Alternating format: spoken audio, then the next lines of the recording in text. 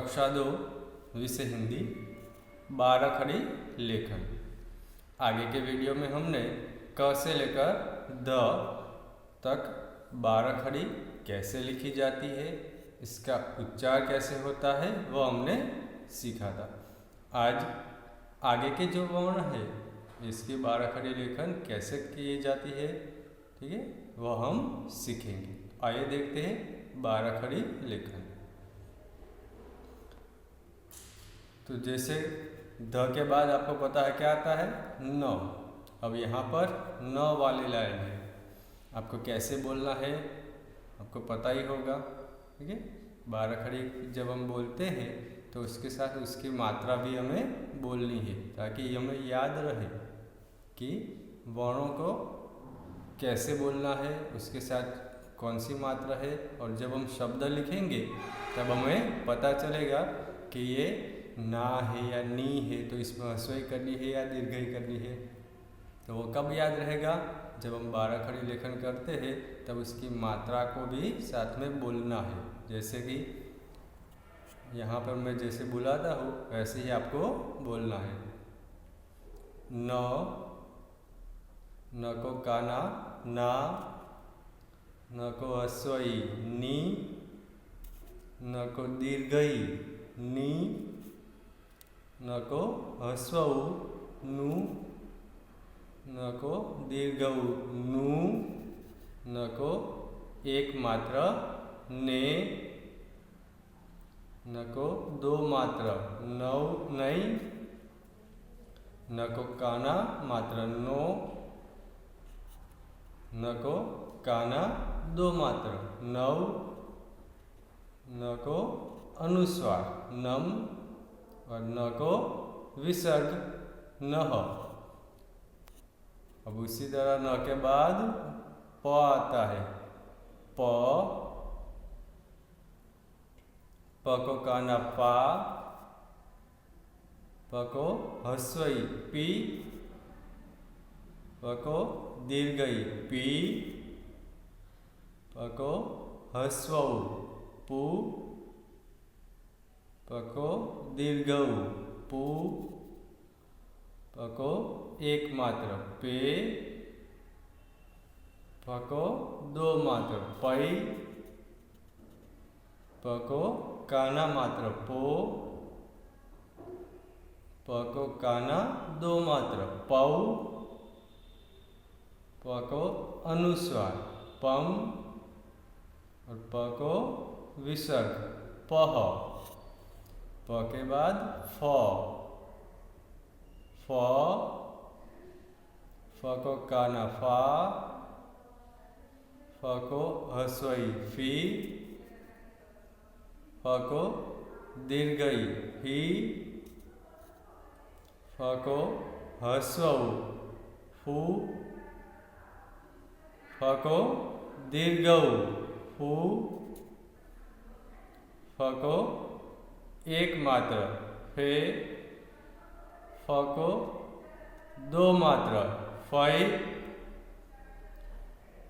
फ को काना मात्रा फो,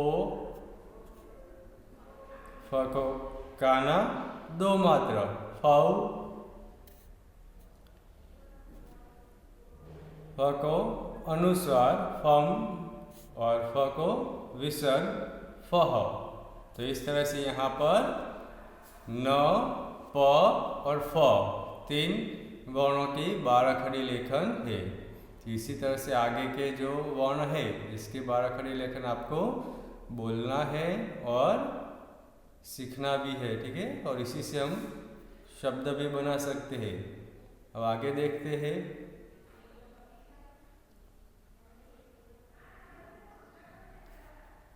अब फ के बाद है ब। पहले तो मैं इसका उच्चार कैसे होता है वह आपको सिखा देता हूँ, ठीक है, बता देता हूँ। इसके बाद आप अपने आप, आपकी किताब है ना, किताब में से देखकर आपको 12 खड़ी बोलनी है और लिखनी भी है, ठीक है। जैसे कि अब ब को काना बा, ब को ह्रस्वई बी, ब को दीर्घ ई, बी, ब को ह्रस्व उ, बु, ब को दीर्घ उ, बू, ब को एक मात्र बे, ब को दो मात्र बई, ब को काना मात्र बो, ब को काना दो मात्र बऊ, ब को अनुस्वार बम और ब को विसर्ग बह। उसी प्रकार भ, भ को काना भा, भ को ह्रस्व ई भी, ब को दीर्घ ई बी, ब को ह्रस्व उ बू, ब को दीर्घ उ बू, ब को एक मात्र बे, ब को दो मात्र बई, ब को काना मात्र बो, ब को काना दो मात्र बऊ, ब को अनुस्वार बम और ब को विसर्ग बह। म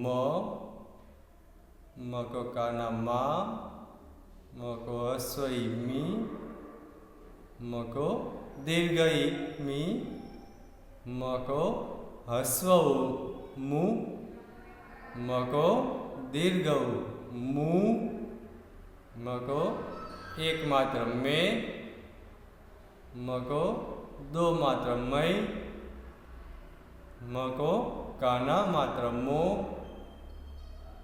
म को काना दो मात्र मऊ, म को अनुस्वार मम, म को विसर्ग मह।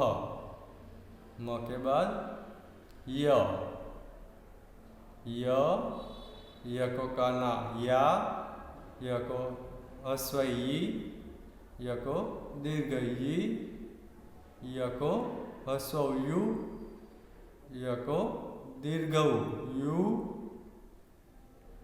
य को एक मात्र ये, य को दो मात्र यई, य को काना मात्र यो, य को काना दो मात्र यौ, य को अनुस्वार यम और य को विसर्ग यह।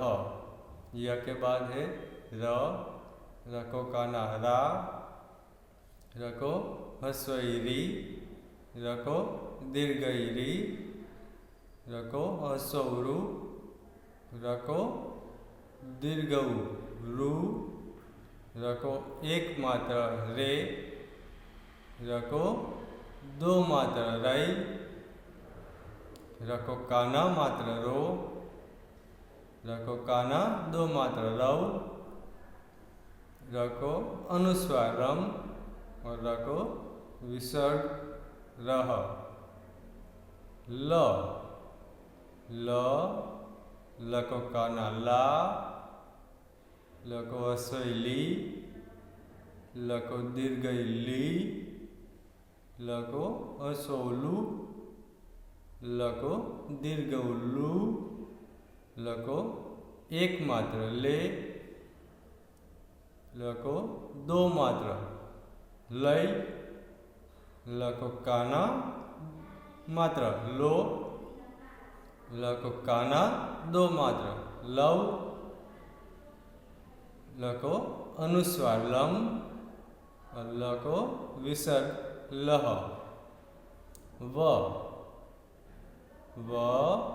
व को काना वा, व को ह्रस्व ई वी, व को दीर्घ ई वी, व को ह्रस्व वु, व को दीर्घ उ वु, व को एक मात्र वे, व को दो मात्र वई,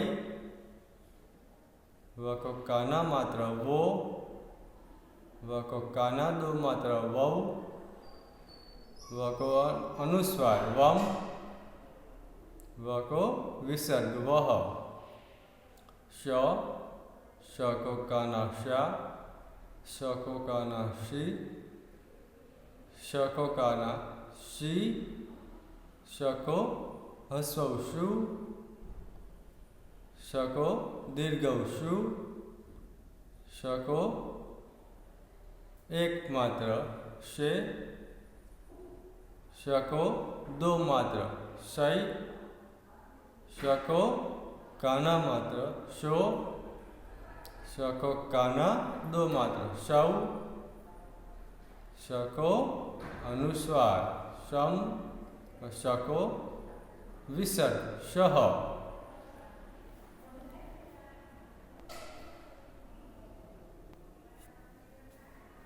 इसके बाद है श, षटकोण का श,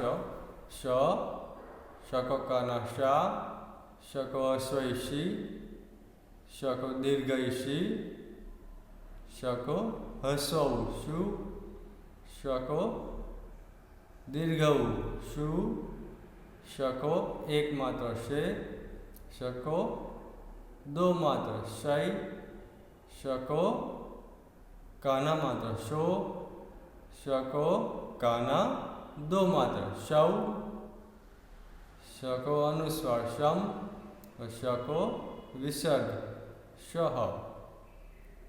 अब आता है स, स को काना सा, स को अश्वैषी, स को दीर्घैषी, श को ह्रस्व उ सु, स को दीर्घ उ सु, श को एक मात्र से, स को दो मात्र सै, स को काना मात्र सो, स को काना दो मात्र सौ, स को अनुस्वार सम और स को विसर्ग सह।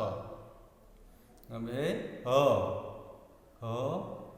ह को काना हा, अ को ह्रस्व ही, अ को दीर्घ ही, अ को ह्रस्व हु, अ को दीर्घ हु, अ को एक मात्र है, ह को दो मात्र है, ह को काना मात्र हो, ह को काना दो मात्र हौ, ह को अनुस्वार हम, ह को विसर्ग ह।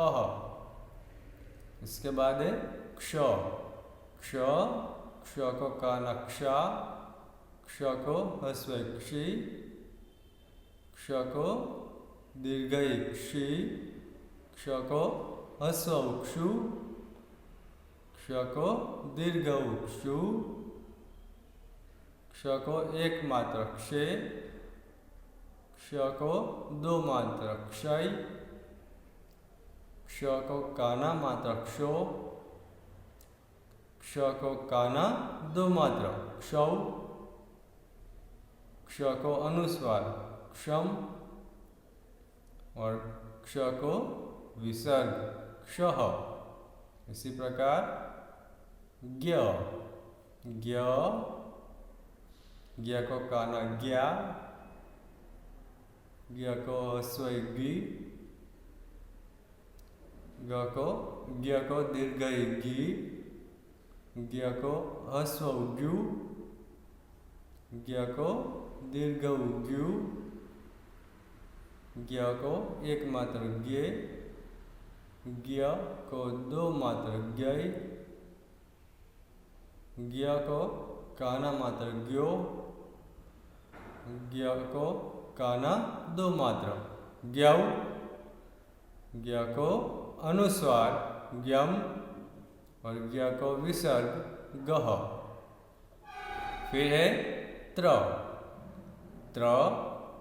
त्र को काना त्रा, त्र को ह्रस्व त्री, त्र को दीर्घ त्री, त्र को ह्रस्व त्रु, त्र को दीर्घ त्रु, त्र को एक मात्र त्रे, त्र को दो मात्र त्रय, त्र को काना मात्र त्रो, त्र को काना दो मात्र त्रौ, त्र को अनुस्वार त्र और त्र को विसर्ग त्रह।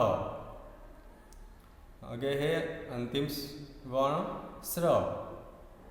स्र, स्र को काना स्रा, स्र को ह्रस्व श्री, स्र को दीर्घ श्री, स्र को ह्रस्व श्रु, स्र को दीर्घ श्रु, स्र को एक मात्र श्रे, स्र को दो मात्र श्रय, स्र को काना मात्र स्रव, स्र को काना और दो मात्र स्रव, स्र को अनुस्वार श्रम और स्र को विसर्ग स्रह।